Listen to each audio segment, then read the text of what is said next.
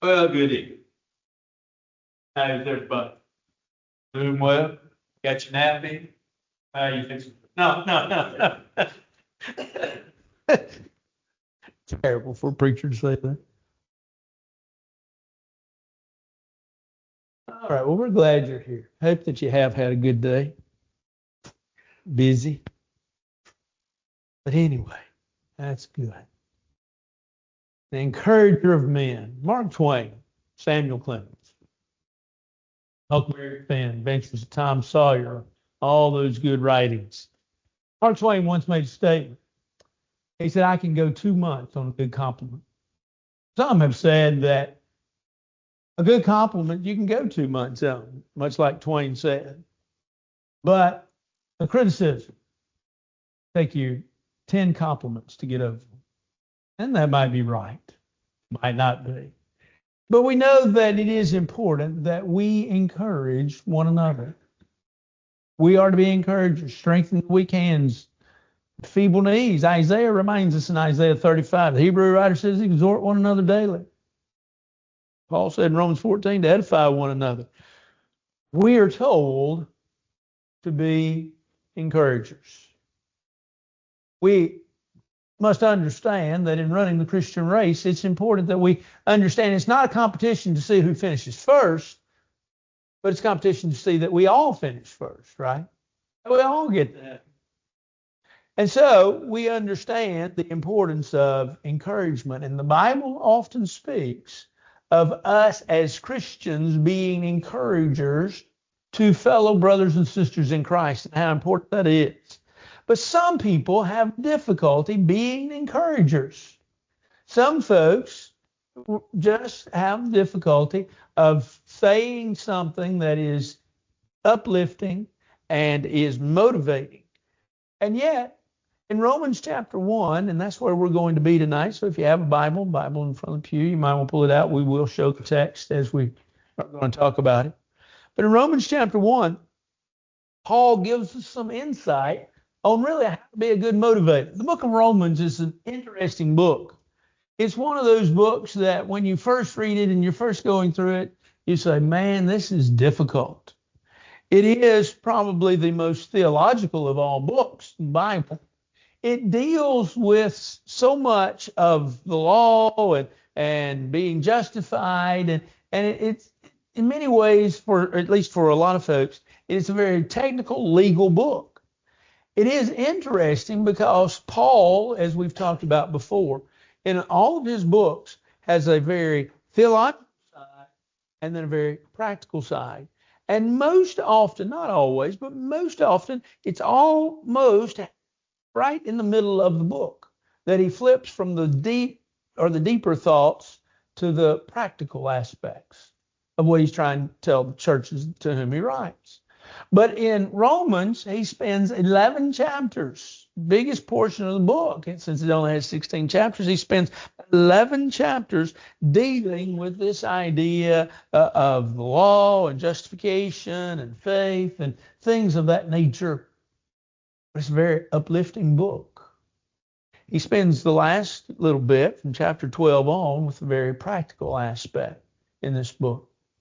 But as he deals in the opening of the book to a church that he wants to see, but he's never been to, he gives us really some insight on how to go about encouraging other people, how to be the encourager that really Paul seemed to be and that we all should be. Well, what did he say?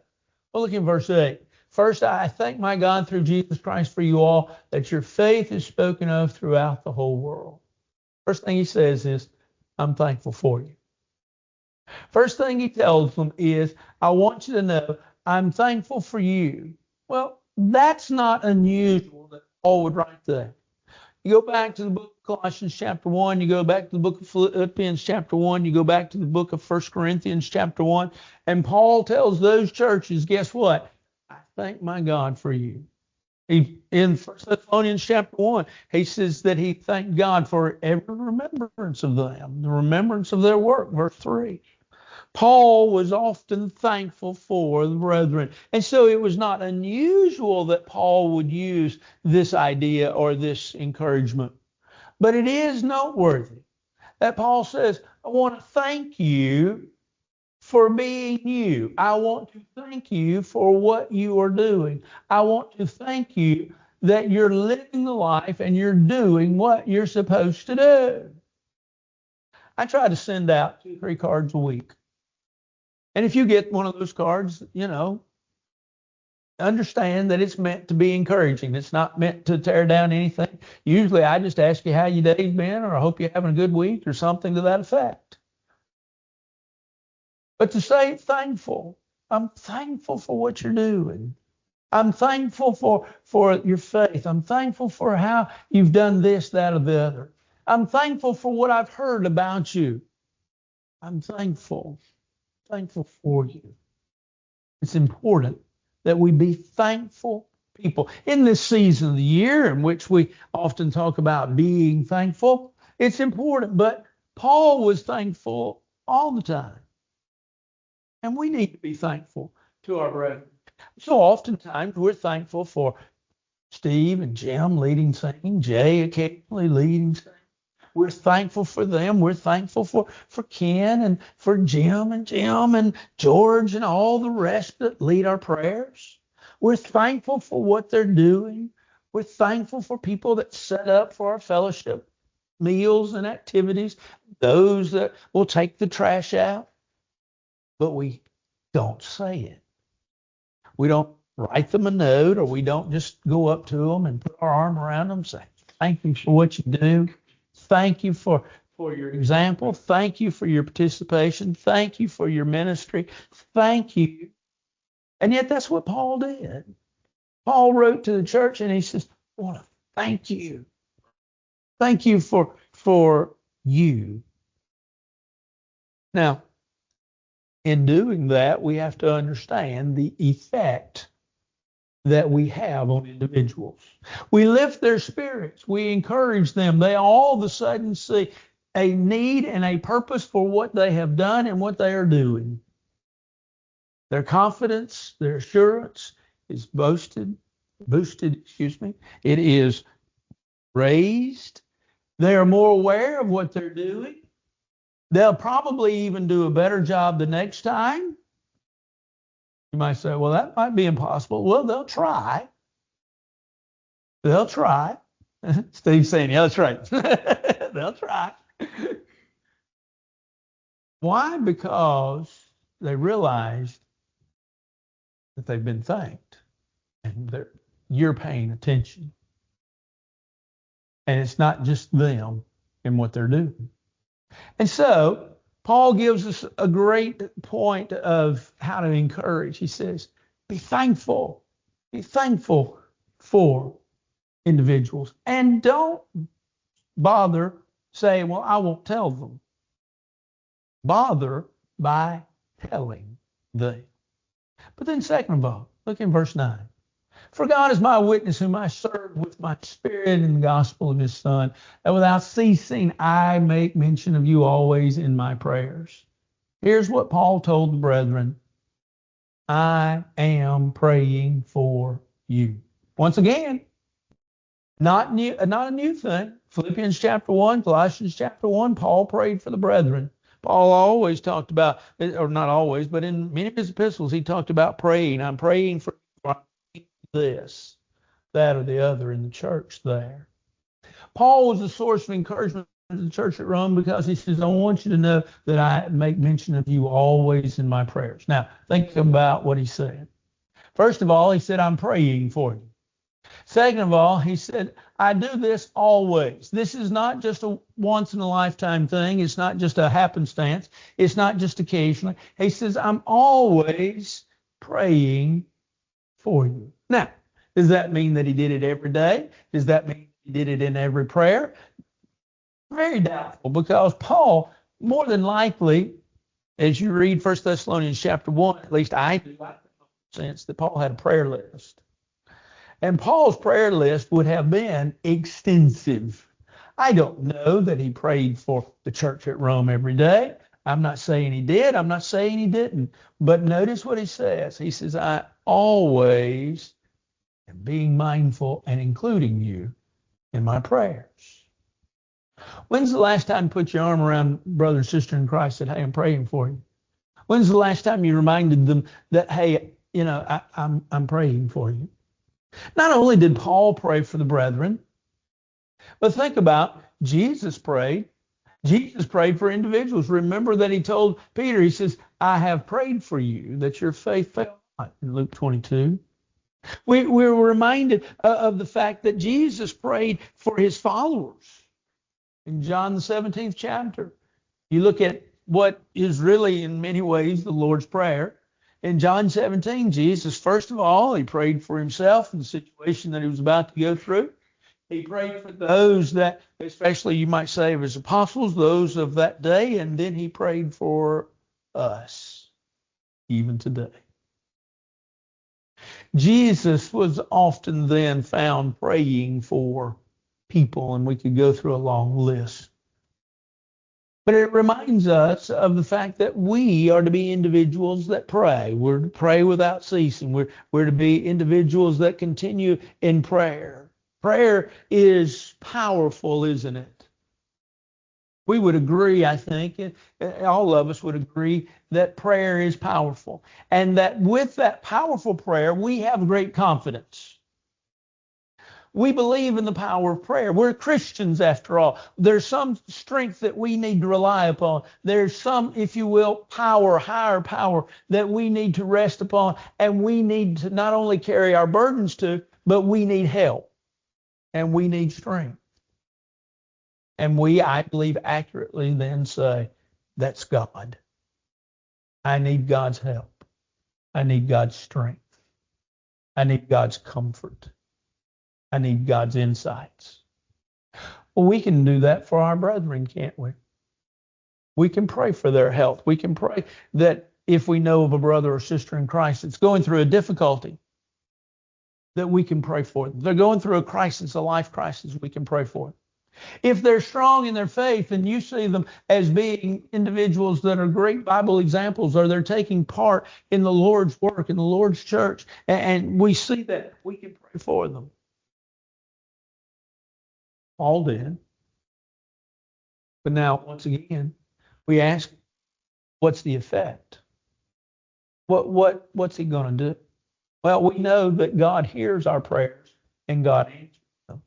This is the confidence that we have in him, that if we ask anything according to his will, he hears us, right? We understand that. We hold tight to that James 5 passage that we love so dearly, that the effective, fervent prayer of the righteous man avails much. We hold tight to those, and we should. But now let me give you a little further insight. If we're going to be the encourager, that we need to be, as Paul is exemplifying for us tonight, put your arm around them and go to them and tell them, hey, I'm praying for you. They may look at you and say, well, I haven't done anything. I'm not on the sick list. Not in the bulletin. Thank goodness. Nobody's had my name put before the congregation. I haven't gone forward. I'm just praying for you.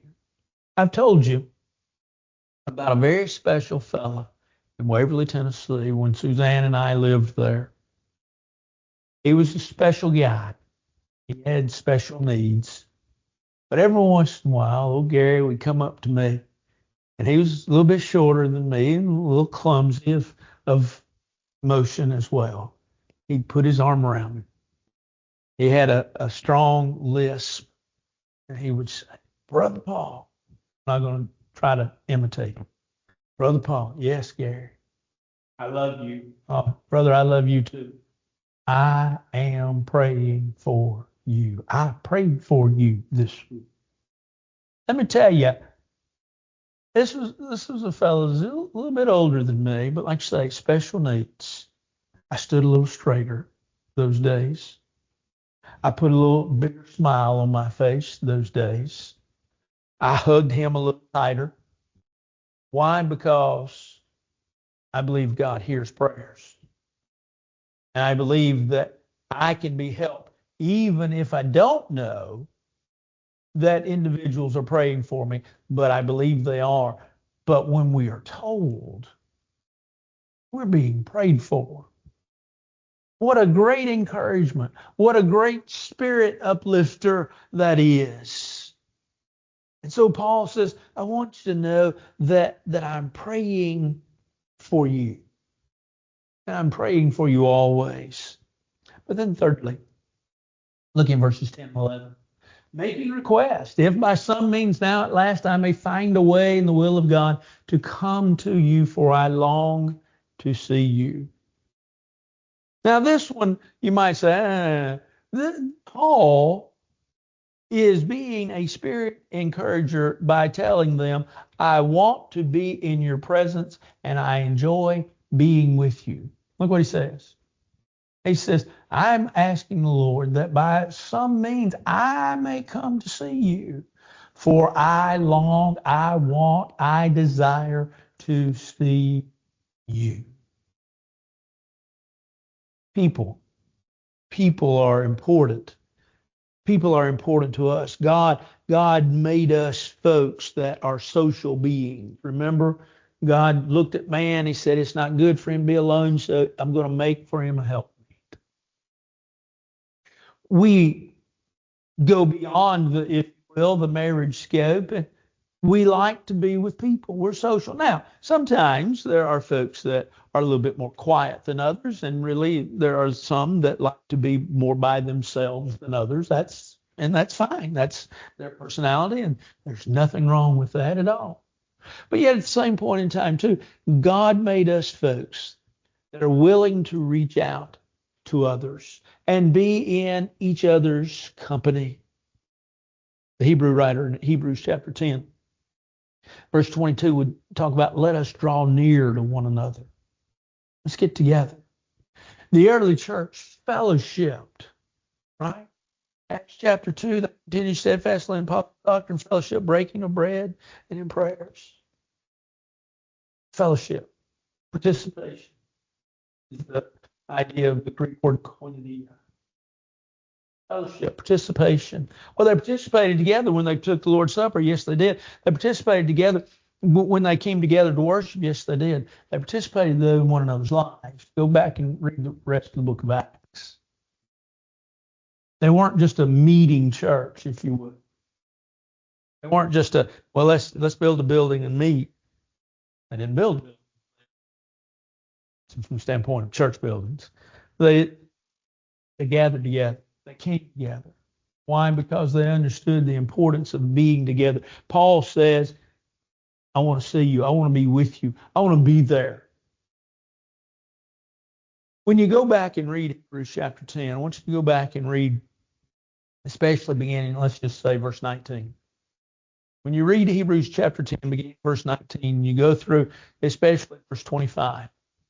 You get to that last verse, 25, and that's that verse that we've often used to talk about don't forsake the assembly, right? The assembling of ourselves together as a manner of some is, but exhorting one another so much more as you see the day approaching. And we've hammered on that verse and we've used that verse, but it would have been good, in my opinion, if we had used that verse, but put it back within the context of which it came. And when we look at the context of which it came, the context is talking about exhorting one another, holding up one another, edifying one another, building one another up.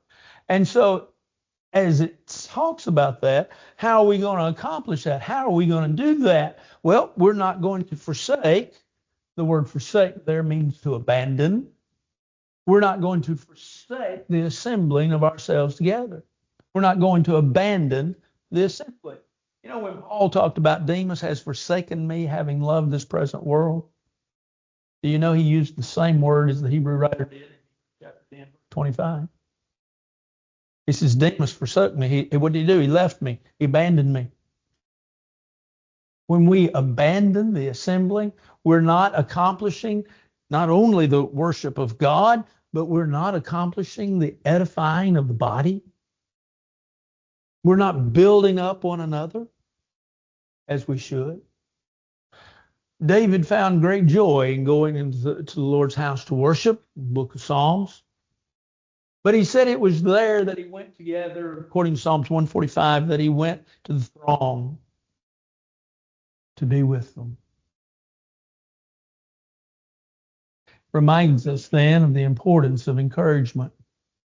You see, we enjoy being with one another. Why are really like fellowship meals and activities, why are they so important? Because we get into a different, if you will, a different atmosphere, and we get into the opportunity of time, and we get to see one another in a little different light. And I have found that when individuals begin to bend their elbow and their mouth flies open, that sometimes not only are they putting things in, but things come out. And the things that come out are sometimes information about what's going on in their life. Sometimes it's just about them. And I learn about their character, and I learn about their likes, and I learn about their dislikes. And I find out more then about what I can pray for them for. Even it's the good things. And so things like that are important. We tell them then that, hey, I want to be with you. Now, sometimes we can't. There are extenuating circumstances. There are many things that are going on now. Suzanne and I was just talking about this afternoon. We were talking about young people in our day versus young people today with regards to activities in school. I told her, think about when we were in school, there was football, boys basketball, girls basketball, and I said in our years in high school, they put in baseball. Okay? Now what have you got? Boys and girls soccer, wrestling, band, baseball, softball, basketball, both boys and girls, football. Nothing wrong with any of that. Excuse me, and rodeo. They got all of those. There's nothing wrong with any of that. We're just busier now. And sometimes then we have to say, well, something has to give. Well, let's be mindful that if we're going to encourage one another, then maybe we need to be in the presence of one another. And yeah, it gets to, my wife, as she walked out today, she said, we don't have to, we just got the Thanksgiving meal on Wednesday night. Yes, well, that's good. We're busy. Yeah, we're busy going home. We need to remember fellowship, being with one another, lifts the spirits, lifts the feelings. As we listen and we learn from others, it affects us positively. Next, Paul said with regards to encouraging and how we can encourage, he says, so that you may be established. That is, that I may be encouraged together with you by the mutual faith, both of you and me. You're a blessing, he says. People can pull us down, right? Evil communications, corrupt good manners, good morals, depending upon the version that you're using. 1 Corinthians 15, verse 33.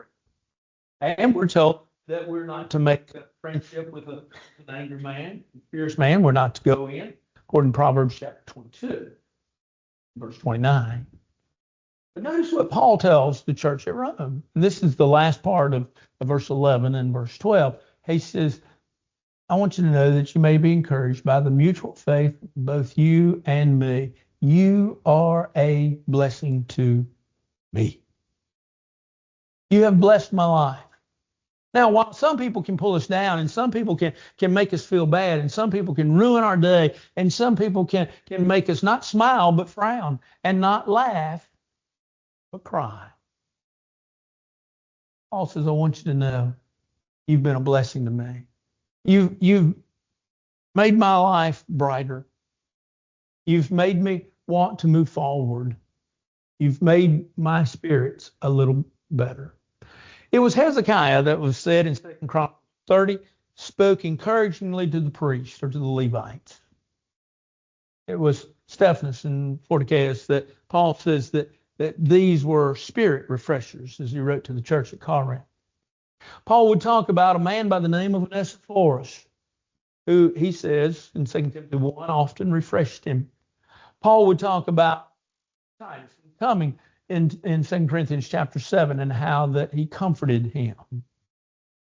You see, folks encourage us, and folks are a blessing. But instead of going home and saying, those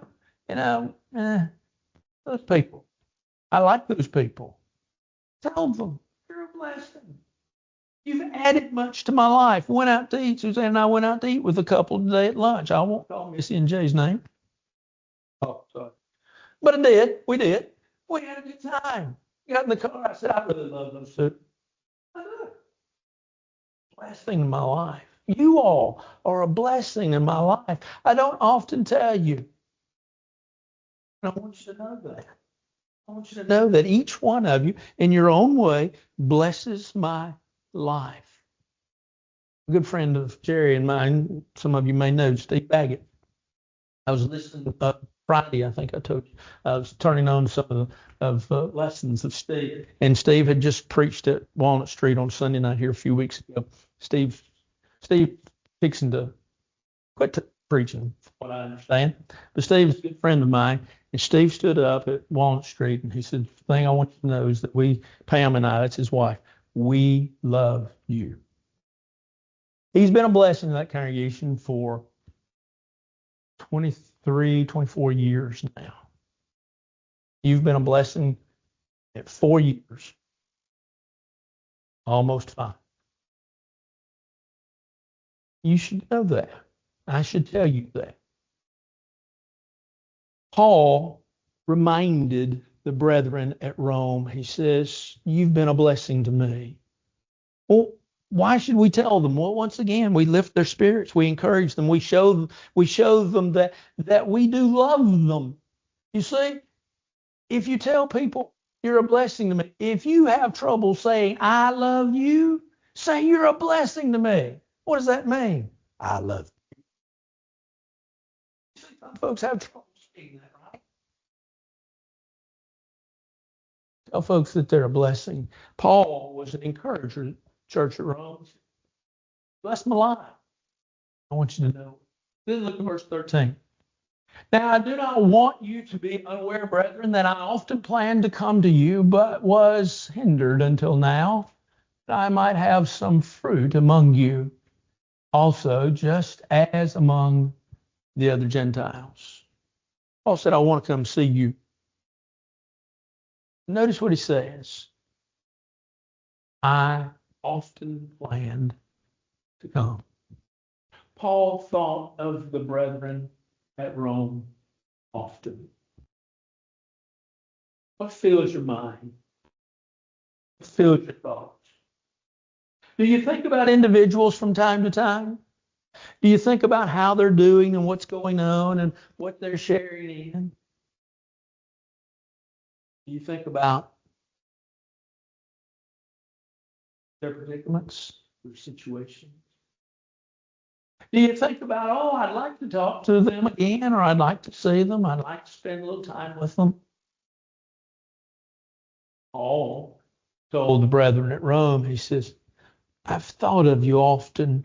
You've been in my thoughts. Well, more than likely, if they're in our thoughts, what are we going to be doing? We're going to be praying for them. Point number 2. And so as Paul is going over to the church at Rome, he says, I didn't just write a letter to you. I haven't just written a letter to you to write you off, or I haven't written a letter to you to straighten things out, or I haven't written a letter to you just so you'll understand some things that you need to understand. Paul says, I'm writing to you, and I want you to know that I want to come see you because I'm thinking about you. And I'm thinking about your situation. Because of our busyness in our life today, because of that busyness, we often do what? Fail to be around the family of God. In our busyness, we're around many of the family of the world, but we're not around the family of God. Now, does that mean that we should completely ignore the folks that are of the world that we're trying to reach with the gospel? No. But it is to say that we also need to be with our church family. We need to be with our brethren. And so Paul says, I want you to know that you're in my thoughts and I'm thinking about you. Well, once again, to be an encourager, we have to tell them. We have to tell them, hey, thought about you this week. That's all you have to say. What will that do? Well, once again, it has a great effect upon them. It has that positive reassurance, that confidence. Once again, oh, wait a minute. I'm struggling, and they know that. Or maybe they don't know that, but the fact that they have thought about me makes me feel better in the midst of my struggles. Makes me feel like I can handle my struggles. Makes me feel like there's someone that cares and someone that's concerned about me. And so we need to tell them once again, I'm thinking about you. How often would folks have been uplifted if we had just simply told them, you're in my thoughts this week. I spent a little time thinking about you, and I want you to know that. You see, we're to be encouragers. Why? Well, let's think for just a second about a fact and a story. The fact is this. What are encouragers? Well, they're folks that pick people up. Go back to the root of the word encourage. In the middle of the word, especially in the Greek, is the word cardia. Does that sound familiar? Cardia. What's cardia? Your heart. To encourage someone, you are giving them heart. You are strengthening them. You are building them up. You are raising them up better. And so we need to be encouragers to build one another up. Now the story. It's been several years ago. It's a clipping that I have. It's a young man that was in the army who was court-martialed. He was court-martialed for being a discourager of men. He was court-martialed because he went around and he told everybody how bad the army was and how terrible the captains were and how strategy was and how everything was wrong and nothing was going to work and everything was a failure and everything was terrible. The food was awful. The work was awful. The pay was awful. Everything was awful and everything was wrong. And so they marshaled and threw him in jail for a while for being a discourager of men.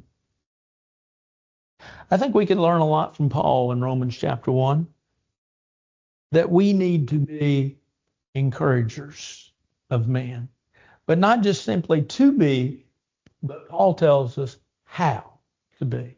May we learn this great lesson this evening. And so this evening, if you need to respond to the Lord's invitation, won't you come on together, we stand and sing.